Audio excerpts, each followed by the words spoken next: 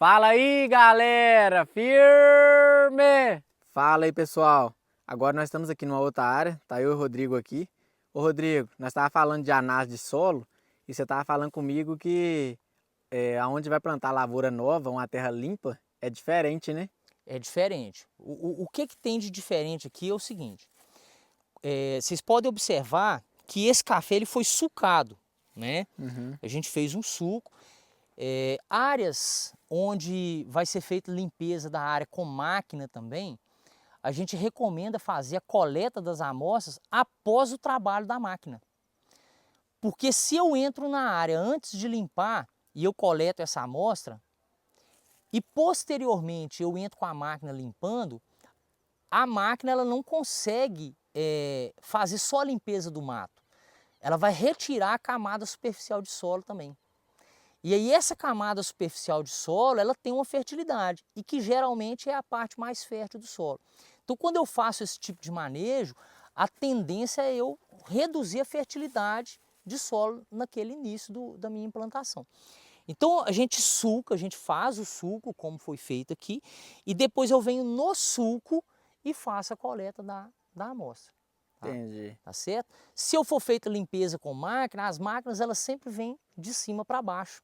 Ela vem arrastando, né, pequenas árvores, vem arrastando o mato, né, e arrasta junto o quê? A camada superficial do solo, empobrecendo esse solo. Então eu espero esse trabalho, né, mecanizado, para depois eu fazer a amostragem. Se for o caso de uma implantação onde não vai ser feito mecanizado, né, onde as covas serão feitas com trado, né, hoje é o mais comum, né, fazer a abertura de cova com trado, ou no enxadão, né, às vezes alguém resolve fazer com enxadão ainda hoje, né, aí não, aí você pode entrar fazendo a coleta das amostras antes de fazer a cova. Lembrando que para implantação, no mínimo 2 amostras na área, né, que é a amostra de 0 a 20, e no mesmo ponto de coleta a gente fazer uma amostra mais profunda, que é a de 20 a 40. Pelo menos essas duas. Dependendo da situação, o técnico aí pode recomendar aí uma de 40 a 60 também. Ô, Rodrigo, tem muitas pessoas que me perguntam: ô Jefferson, eu vou plantar o café, tem uma área de pasto e pedir o calcário. Como é que eu vou jogar esse calcário? Vou jogar esse calcário todo Ótimo, espalhado, ou eu ótimo. vou jogar só no rumo da carreira, ou eu vou dividir 60% eu jogo espalhado e com os outros 40% eu jogo na carreira? Ó, vamos lá. A gente tem 2 formas de aplicação de calcário para plantio. A gente tem o calcário em área total, né, que o próprio nome já fala. O certo é eu aplicar em área total. Então é uma recomendação de calcário para a área total. Vai pegar carreira, vai pegar bico, tá? Essa é na implantação. E eu tenho a recomendação do calcário em cova de plantio. Então são 2 recomendações diferentes. Claro que se a sua área é uma área que já está completamente corrigida, é uma área que já tem agricultura por diversos anos, onde o produtor vem fazendo, né, aplicação de calcário já de anos para trás, muito provável, mas quem vai dizer isso para nós é o laudo da análise de solo, mas é muito provável que essa aplicação em área total não seja necessária. Mas se é uma área onde ficou muitos anos sem ser cultivada, ou uma área que nunca foi cultivado nada, nunca foi feita fertilização, correção com calcário, muito provável que essa área ela vai realmente precisar ser feita uma correção em área total, tá certo? Entendi. E posteriormente a gente vai mantendo apenas o que? Na linha de plantio. Aham. E se você chegou chegando, já deixa aquele forte like, se inscreve no nosso canal para acompanhar todos os vídeos que eu vou trazer para vocês aqui. Ô Rodrigo, no caso aí o calcário para a pessoa estar aplicando, ele deve estar aplicando na terra. Vamos supor, eu quero arar uma terra, eu tenho uma terra lá que eu quero arar para plantar café. Eu jogo esse calcário, depois aro a terra, ou eu já aro a terra e depois jogo o calcário por cima? Olha, isso é um cuidado que a gente precisa ter com a calagem e precisa entender. Vamos lá. Todos os parâmetros de cálculo de recomendação de calcário que nós temos e que foi desenvolvido pela pesquisa, né? Isso não saiu de opinião de uma pessoa ou de outra, mas teve pesquisa para mostrar isso.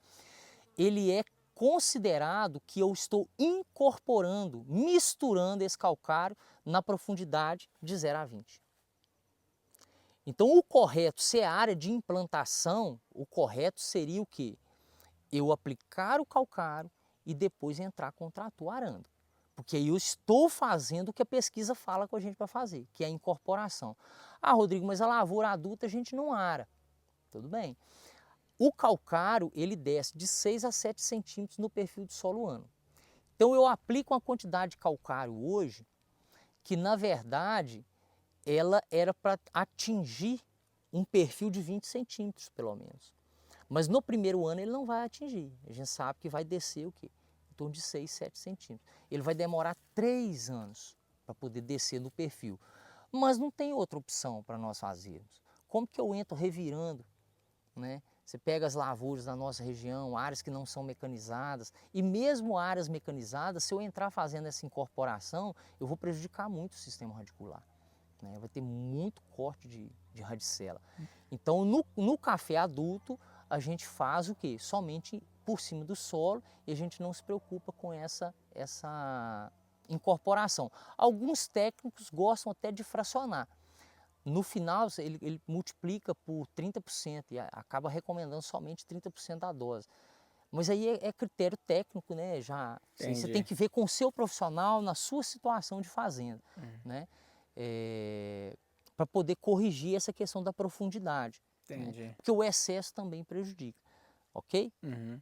Ô, Rodrigo, então no caso é na lavoura nova que ela vai plantar, ou menos no rumo da carreira onde que ela for plantar, seria o ideal ela jogar o calcário e já tá misturando, que já é mais fácil, né? Já é mais fácil. Aham. Porque uma coisa, gente, que nós precisamos entender é o seguinte: a única oportunidade que o produtor tem de colocar os nutrientes, fazer a correção em profundidade é antes do plantio. Eu tenho visto, né, eu vou falar uma outra questão aí, mas está relacionado, que é a profundidade de cova. O trado, que é o mais usado na nossa região hoje para fazer cova, ele tem 80 centímetros. Se nós conseguirmos fazer realmente uma cova com 80 centímetros de profundidade e nós fazermos uma boa mistura dos produtos que precisam ser colocados em cova para poder encher essa cova, eu estou garantindo uma excelente profundidade para desenvolvimento do sistema radicular. No entanto, a gente tem visto que o cara enfiar só a pontinha do trado, ele ganha por rendimento, né, por número de covas que ele abre, ele vem aqui, ele dá só uma cutucadinha, faz só assim, né? Então, afunda 20 centímetros. Tá ganhando por cova também, na maioria das vezes, né? E, tipo assim, cabe ao proprietário, né, verificar isso, né? Eu falo porque é experiência minha de chegar e é muito fácil verificar. Você arruma uma barrinha de ferro, um vergalhão, às vezes jogado na propriedade que você tem, chega na cova e empurra. Vamos ver até onde você consegue empurrar. Até onde tiver fofo, até onde está fofo é até onde o cara enfiou o trado. Né? E eu já cheguei em lugar que estava lá um palmo só de cova. O produtor chega e fala, não, tá tudo covado, tudo bonitinho, né? Mas tá só por cima. Então a gente precisa fazer essa correção em profundidade no plantio. Porque depois da lavoura implantar, como que eu arranco isso aqui tudo agora para fazer? Não tem jeito, né? Vou fazer um buraco do lado aqui agora para poder pôr os produtos? Não tem jeito. Então, assim, é inviável economicamente. Então, mesmo que gaste um pouquinho a mais, né, produtor, você que tem a sua mão de obra aí, vamos dizer, não é fácil pagar, não, eu sou produtor também. Mas se o cara está cobrando 50 centavos, para garantir que ele afunde os 80, oferece um pouquinho, mas não, eu vou te pagar 55, vou te pagar 60. É um pouquinho a mais que você vai gastar, mas para garantir um serviço de qualidade. E o que? Passa conferindo depois com a varetinha, né? Como eu falei, enfia a varetinha, para você fazer essa correção em profundidade na linha de plantio. Lá no beco é superficial, é o calcário em área total. Mas na linha de plantio, se é sulco, se é cova, independente de como foi feito o preparo, nós precisamos garantir uma correção em profundidade. Rodrigo, eu tô querendo plantar um café esse ano. Quantos meses que eu devo já estar preparado, com essa terra já preparada? Eu vou plantar o café, quantos meses? Então vamos lá. Quanto antes você começar o seu preparo, melhor. Questão de planejamento, de prazos, né? Teve uma cliente que me procurou agora, fiz uma visita para ela essa semana passada. Nós estamos no mês de maio e a implantação dela é para dezembro, janeiro. E nós já começamos o trabalho de preparação. É uma situação de fertilidade de solo muito baixa, topografia muito próxima dessa aqui, tá? Topografia declivosa, um solo depauperado, problema de erosão. Então, assim, nós estamos começando agora. A última lavoura minha que eu implantei, eu também comecei no mês de maio, para implantar em dezembro. Ela está com 5 meses agora de implantada. Mas o primeiro preparo, a primeira atividade foi feita no mês de maio de 2023. E esse café ele foi plantado dia 12 de dezembro de 2023. Então, assim, o quanto antes você começar esse preparo, você favorece, você consegue adaptar produtos talvez mais baratos, porque você tem prazo para liberação, para a reação química acontecer. Então, a gente consegue fazer um preparo aí com 30 dias, 60 dias, a gente consegue. Mas é apertado e dependendo da situação não vai ficar um trabalho 100%. Rodrigo, você estava falando que você tem uma lavoura de café. Você até estava comentando comigo que é uma lavoura irrigada, né? Que você está mexendo lá. Uma lavourinha menor, mas é irrigada. Qual é a variedade, qual o espaçamento que você usou lá? E se você fosse plantar café hoje no mesmo lugar que você plantou, você mudaria alguma coisa? Espaçamento? O que você mudaria? Tá, eu plantei a variedade 2SL, né? É uma propriedade aqui perto de Piedade, né? A 6 quilômetros, mais ou menos aqui da captação de água da Copasa, né? Então, assim, tá muito próximo aqui. Eu plantei o 2SL, que é uma variedade de maturação mediana, né? Tem gente que considera ela precoce, mas ela é mediana, tem outras que chegam bem antes. Porte baixo, resistência à ferrugem. É meio que um experimento, né? Foi feito o plantio adensado, com 1,75 de beco e 60 centímetros de pé a pé. Foi feito irrigado. A gente pretende trabalhar com safra zero, né? Então, a partir do terceiro, quarto ano, deu a colheita, esqueleta, decota, e fica o ano seguinte sem safra, mas sempre para pegar uma super safra, né? A intenção é essa. Né? Entendi. É o teste que você está fazendo. É um teste, assim, que já foi testado em outros lugares, né? Onde a gente conhece que já foi feito. O pessoal está conseguindo fazer aí, média, tá, gente? Em torno de 65 sacas por hectare. Ou seja, 65 sacas por hectare quer dizer que no ano que ela vai dar café, ela vai dar 130 sacas. Né? Eu desafogo minha mão de obra, jogo toda ela para um ano só. Eu reduzo o custo de colheita no ano que tem colheita. Então, assim... É mais viável? Não vou dizer que é mais viável, né? Eu acho que cada situação é uma situação. Eu vejo assim, quem trabalha com cafeicultura, né? E principalmente propriedades maiores, porque eu digo que eu sou um microprodutor.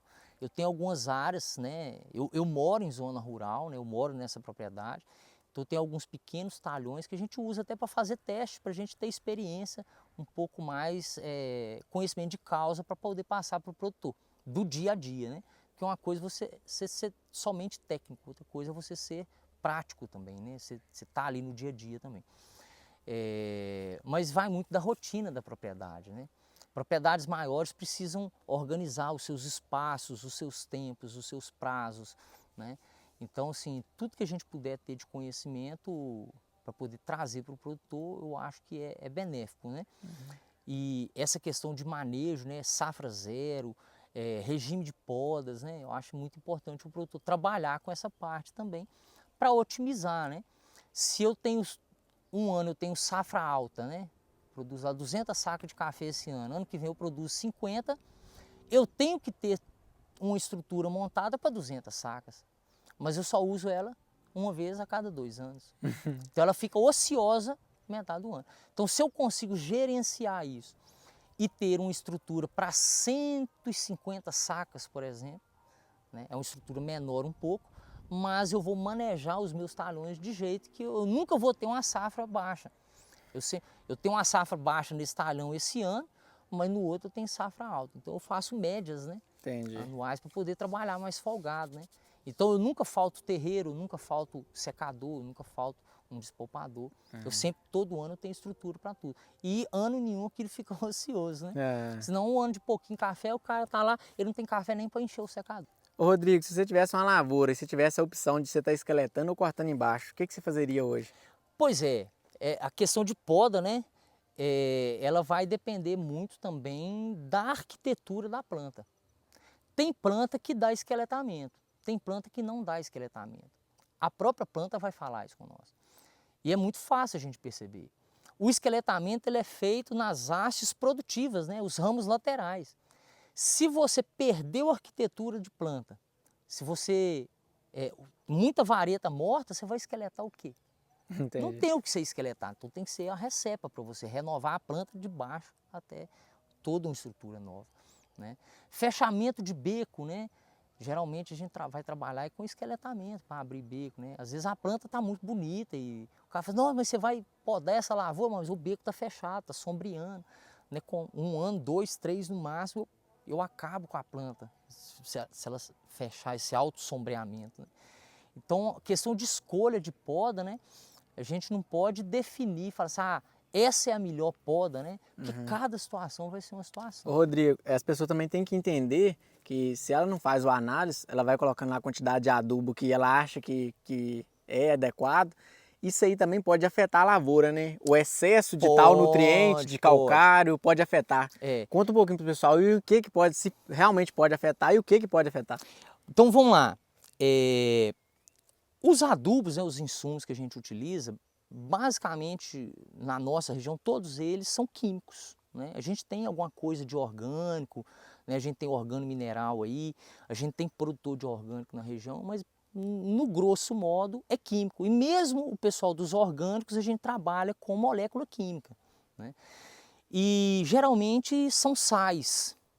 E aí você pode causar um problema de salinidade no solo, você pode causar um desbalanço nutricional, e isso pode até ser tema para um outro vídeo, né? Mas, por exemplo, cálcio, magnésio e potássio são macronutrientes de carga positiva e que competem entre si na absorção da planta. Então, se eu tenho muito potássio em relação às quantidades de cálcio e magnésio, eu posso causar uma deficiência induzida, que a gente fala. A planta ela vai absorver muito potássio, ó, beleza. Só que esse muito potássio vai prejudicar a absorção de quem? Do cálcio e do magnésio. Pronto, olha o problema. Quando é para colocar no solo, a gente compra, né? Não é fácil comprar não, porque os insumos são caros, mas a gente compra na loja e põe. E para tirar? Como que tira? Tira o potássio aqui do chão, né? Vou dar um outro exemplo que é muito comum também em algumas propriedades, né, que fazem a nutrição sem um planejamento adequado, que é o quê? O excesso de fósforo. A gente chega em algumas propriedades que o produtor... Porque a vida inteira a gente escutou, porque os nossos solos brasileiros no geral, são latossolos e são solos que têm pouco fósforo. Aí o produtor vai lá e compra um montão de fósforo e põe. Só que o excesso de fósforo traz, ele potencializa a deficiência de zinco, por exemplo, de ferro. E o zinco é um problema assim, gritante na nossa região, sabe? Né? Vou te falar que quase que totalidade das lavouras que a gente chega tem problemas de nutrição em relação ao zinco.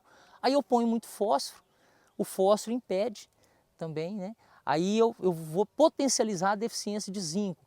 Então esse balanço feito adequadamente ele é importantíssimo, né? Porque senão você compra um produto que você não precisava, você prejudica um outro para frente, aí você vai ter que comprar um outro produto para suprir aquele problema, e o que precisava lá no início também você não pôs. Verdade. Então assim, é um problema atrás do outro, né? Verdade. Esse foi mais um vídeo para o nosso canal, espero que vocês tenham gostado. Se vocês gostaram, se inscreve, ativa o sininho e deixa aquele forte like para estar fortificando ainda mais o nosso canal. Deus abençoe todos vocês e até o próximo vídeo. Fui!